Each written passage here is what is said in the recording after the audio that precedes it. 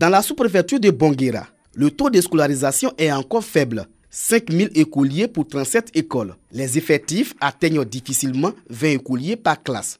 À Kofi-Dougou, village de la sous-préfecture de Bonguera, seulement 6 écoliers sont inscrits au cours préparatoire deuxième année. L'état de la scolarisation, et il faut le dire honnêtement, il est déplorable. Il y a beaucoup qui ignorent même la chose école.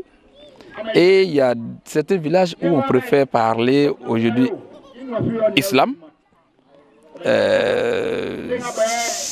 sans pouvoir nous expliquer clairement les débouchés. Pour renverser cette tendance et surtout soutenir la politique de l'école obligatoire initiée par le président de la République Alassane Ouattara, des actions sont menées sur le terrain.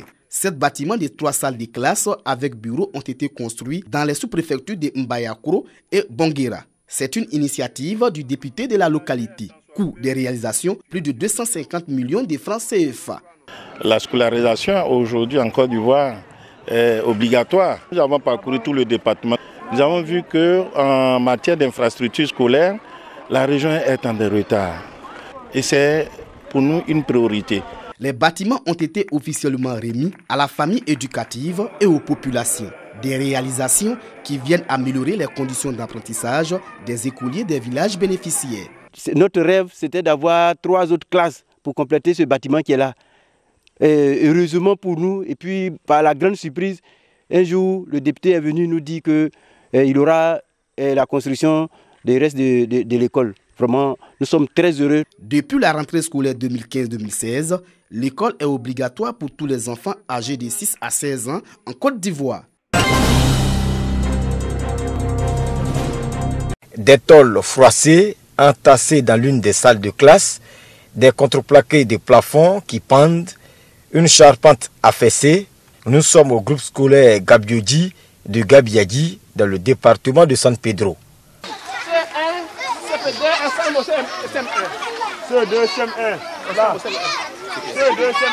Nous sommes confrontés à des problèmes chaque matin, c'est la rentrée scolaire. Vu la situation qui est là, c'est ce qu'on a décidé de faire. Et chaque matin, on est obligé de réorganiser les enfants pour qu'ils puissent prendre les cours dans des salles de classe.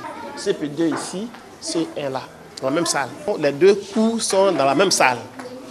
Donc c'est quand il finit sa séance, pendant qu'il se repose, moi aussi je prends, je fais ma séance, ainsi de suite. C'est devenu comme ça. Le COGES, comité de gestion et les parents d'élèves s'organisent pour trouver une solution.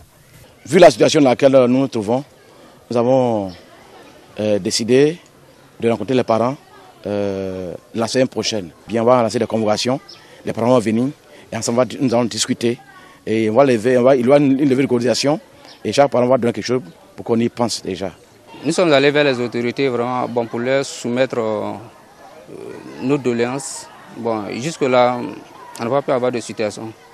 Vu l'urgence, nous avons rencontré le président du conseil régional de San Pedro à son cabinet. Nous sommes au fait de ce dossier. Nous ne l'avons pas au programme triennal 2018 qui a démarré, mais il fait partie d'un plan d'urgence et je pense que dans les jours à venir, nous allons nous y atteler pour que, effectivement, nos enfants puissent avoir accès aux salles de classe. Les tout petits attendent la réfection de la toiture de leur école pour reprendre dans les meilleures conditions les cours.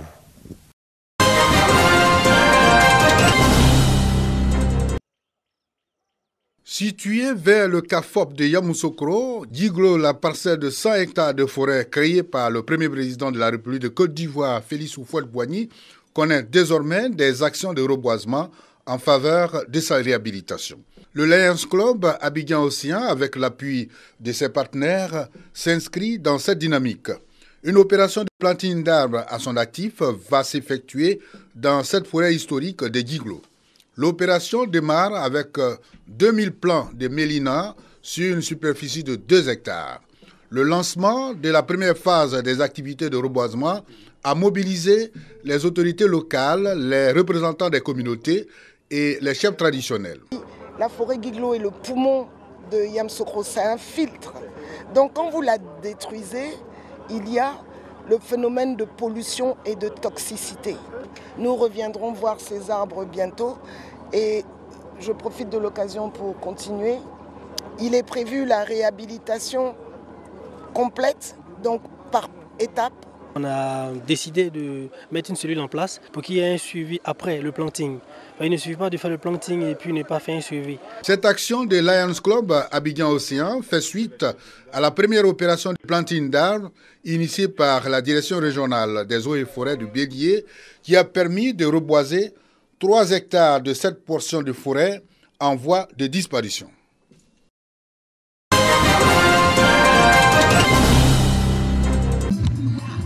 À Bonikrou, village situé dans le département de Bokanda, au centre de la Côte d'Ivoire, la localité est désormais raccordée au réseau électrique national.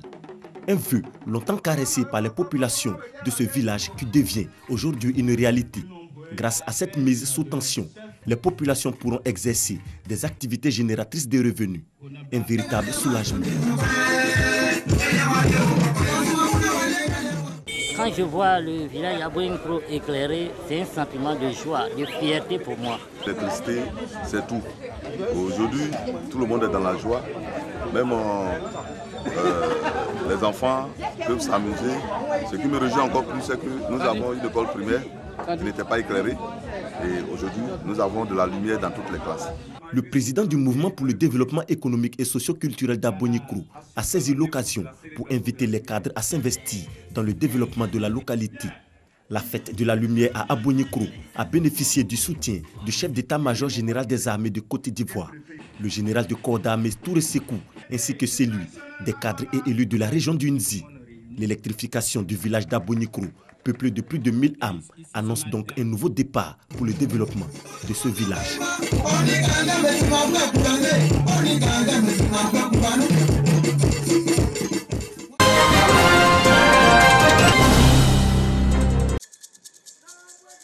Nana Yobwe Yao Emile investit en qualité de chef régional de la communauté Walebo vivant dans la région de la Marawi.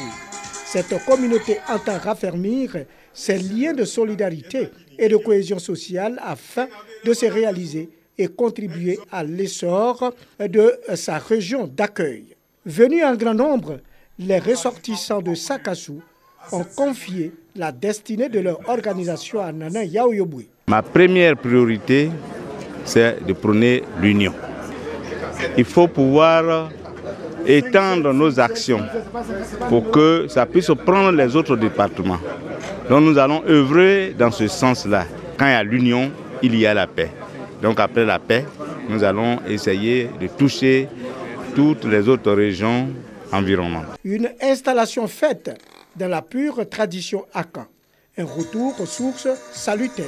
Qu'il soit l'ambassadeur du peuple de Walebo, du peuple baoulé, auprès des autres communautés, que ce soit Gouro, Malinké, Yoré, pour qu'ensemble, ils forment une grande chefferie qui peut être le moteur du développement et du rassemblement de tous les fils de la Marawi. S'unir pour bâtir.